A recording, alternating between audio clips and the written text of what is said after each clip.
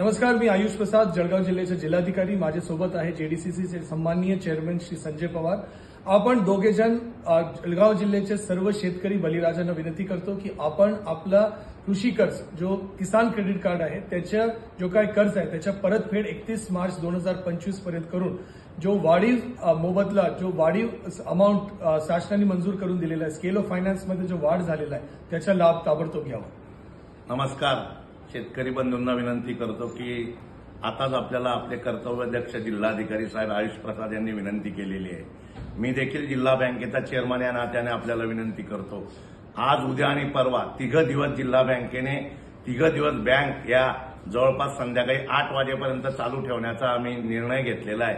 शेतकऱ्यांना विनंती करतो की घेतलेलं कर्ज आपण फक्त मुद्दलासह भरावं.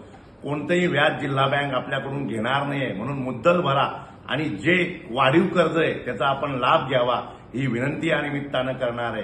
याचा उपयोग शेतकऱ्यांना आपलं सिबिल चांगलं करण्यासाठी, भविष्यामध्ये आपल्याला कोणतेही कर्ज घेण्यासाठी अडचणी येऊ नये म्हणून घेतलेलं कर्ज आपण तात्काळ भरा. शेतकऱ्यांनी याचा लाभ घ्यावा हीच या निमित्तानं आपल्याला विनंती करतो. धन्यवाद.